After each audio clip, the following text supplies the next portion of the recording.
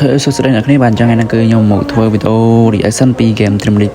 2025 និង Dream League 2026បាទអញ្ចឹង game Dream League 2026គឺយើងចិត្តបានលេងហើយអញ្ចឹងនៅខាងគេអាចនឹងតម្លាក់លេងមុនយើង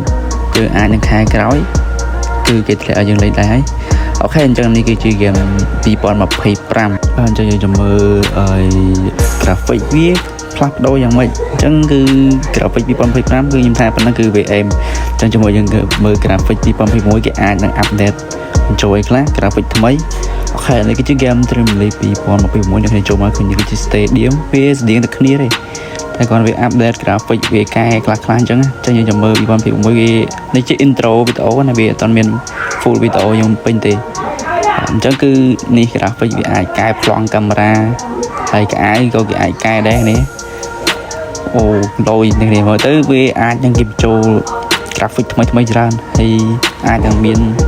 ប្លង់ស្អាតជាងមុនណានេះបាទនេះគឺជាប្លង់នៅពេល all style ក៏បានណា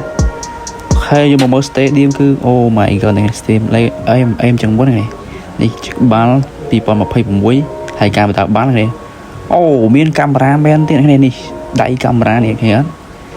ដោយអាចនឹងមាន VAR ទៀតគឺអេមមក2026គ្នាអញ្ចឹងនេះគឺខ្ញុំធ្វើវីដេអូខ្លីៗទេនេះហើយអញ្ចឹងនិយាយទៅវីដេអូនេះគឺយើងមើលខាងស្រុកគេចេញមុនយើងចាំទៅចឹងដែរខាងគេគឺគេបានលេងមុនយើងគេអាប់ដេតណាគឺគេតម្លាក់ក្រោយគេតែជាខែក្រោយអីអាចនឹងមានអីអញ្ចឹងយើង let's see ចាំមើលទាំងអស់គ្នាអូខេអញ្ចឹងគឺ game Dream League 2026គេអាប់ដេតយើងនៅប្រហែលជាចុងខែធ្នូហ្នឹងគ្នា December អញ្ចឹងគឺឆាប់យើងបានលេងហើយខែក្រោយនេះគ្នាគឺយើងបានលេង2026ហើយ